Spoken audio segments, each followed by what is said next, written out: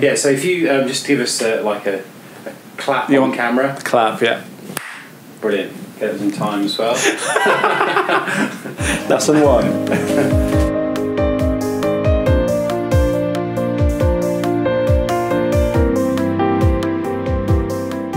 Have you always been a confident performer?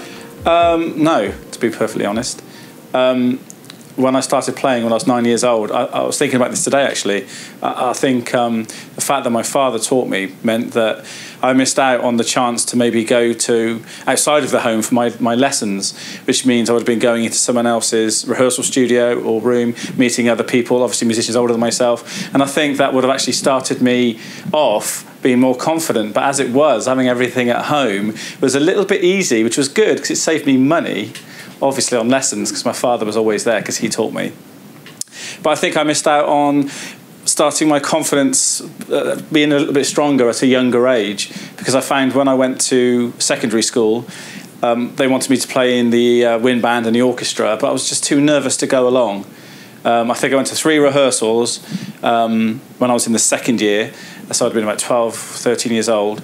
And I was very scared to play anything, touch anything. I could read the parts, I knew what I should be doing, but I just felt very strange in that arena of different people. And I think looking back on it, it's probably because of a very quite sheltered and easy start I had, which obviously I played very well, and that's good. And I got all my lessons that I needed, and 24-hour inspiration from my father, which is, you know, it's a weighing up the situations. Obviously, I'd sooner have that. But it did cause problems with my confidence when it came to performing at that level, definitely, yeah. And that stuck with me till I was about 15, 16 probably. Basically, I think the feeling in your stomach between being very excited and very nervous are very similar reactions. For instance, I went to see a band the other night at the Colston Hall, a band called Yes, and my stomach was turning with excitement, but I remember standing near the hall in the secondary school to go in to do the practice rehearsal, and my stomach having the same feeling, and I just felt hot, I felt a bit giddy. I felt that I needed to get out straight away, out of the room, into the fresh air. And again, only the last, I mean, I've been playing a long time, but the last 15, 20 years, well, 15 years probably, I've been coming to terms with some of these things and sort of putting them in little boxes and putting them to bed in my head. And trying to store them away, and I think all these little things manifested themselves. And you don't know when you're that young what's going on. You just think, I've got to get out, I'm scared. Same with exams, it's that same feeling. So I didn't think any more of it. I didn't think it was anything to do with actually playing. I just thought it was people, and I'm not used to this. I don't feel confident in this situation, so I kind of bailed, which was a shame. They got me to do 3 rehearsals, and I think 1 gig in the end. So I kind of did beat it, but I felt very uncomfortable. Did it show up in your playing? Yes, I would miss cues. I'd be too scared to play something, or I'd be too quiet. If it said forte on the music, I'd still be playing piano because I was like, I don't want to make a mistake. I was very scared of being made to look silly.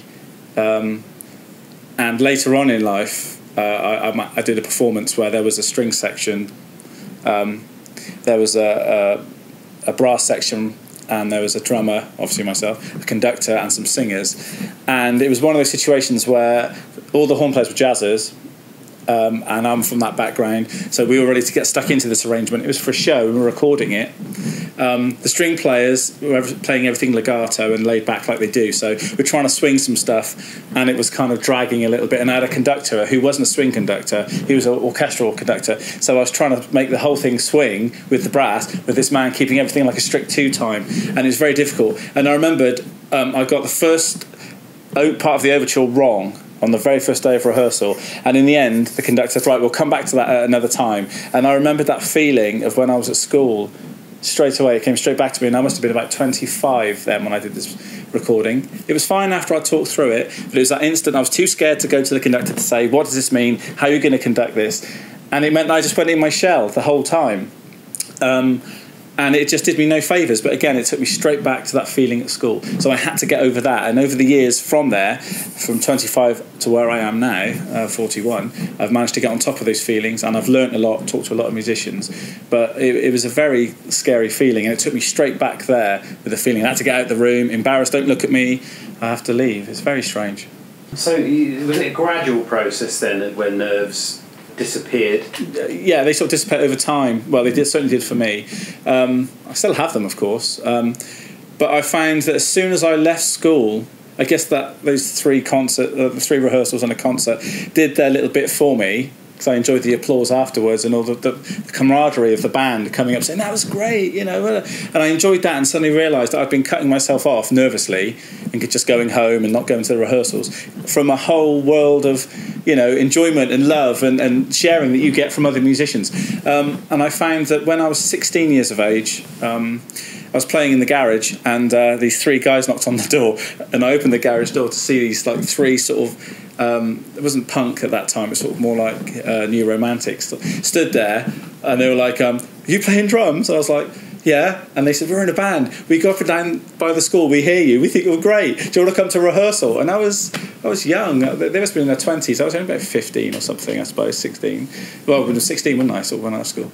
And my mum took me over very nervously in a Ford Fiesta, and I did a rehearsal with them, and I realised that on the way over that I wouldn't have done that before. So obviously something in those few years of just messing about with the wind band a little bit and going to a few rehearsals actually made me feel a bit more confident in myself. Otherwise I would have gone, no, sorry, and shut the door on those lads when they asked me if I was the drummer, you know, they could hear in the garage, you know.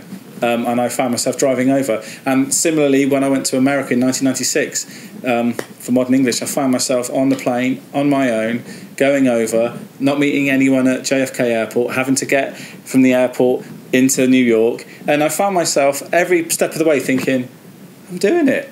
I'm actually doing it. So, yes, it was very gradual. But when I actually started doing it, I didn't stop, really. I just kept kind of going forward. And I think you know when you're over it, when someone rings up or comes to you and says, can you do this? You either go, no, or you say, okay, or I'll think about it, but thanks for the offer. But all that is better than closing off, so I couldn't possibly do that, I'm sorry, because you're just cutting yourself off. And I think half of your brain, certainly half mine, was like, you should maybe do this, but the negative side was always taking over and keeping me down.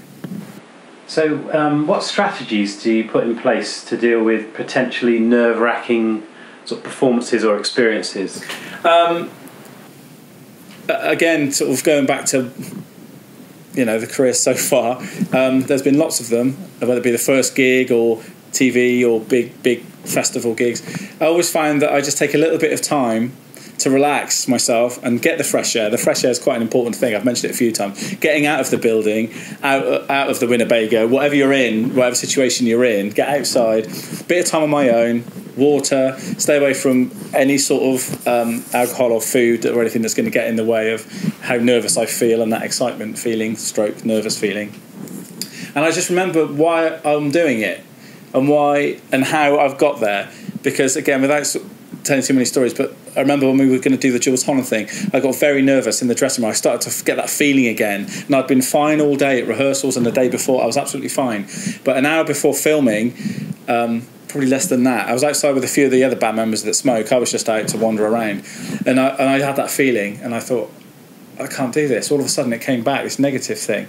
And I went out a word with Charlie, who was the bass player, and he said, look, just go for a walk, you'll be fine, just relax. You know, it's fine. And I went for a wander, and he said to me, nothing can go wrong. What can go wrong? You play the drums, we've rehearsed the set for so long, we're only doing 3 songs, we know them inside out, what can go wrong? And I sort of walked away, and I just relaxed and thought, he's right. And I would look up at the sky thinking, you know, I've wanted to be here all my life, I'm here, we are rehearsed, we are prepared, I know what I'm doing. My arms aren't going to fall off. The drums aren't going to explode. Jools Holland is going to suddenly stop and pick on me like that conductor. It's a different world. I've learnt so much from then. You know, I've moved on. And I kind of thought my family, and it gets a bit kind of emotional, but I was thinking of all the good things that have sort of got me there, and the negative ones fall by the wayside, but they've also helped me become more solid, because if I didn't have those negatives, I wouldn't be able to realise them and put them into a little box and sort them out and then charge them to positive. And equally playing big audiences, you know, like with Sue, like 50-odd thousand. I just think, I don't worry. I walk out, get some water, look up, think this is brilliant. I'm so lucky. And why am I nervous? I'm not nervous. I'm excited.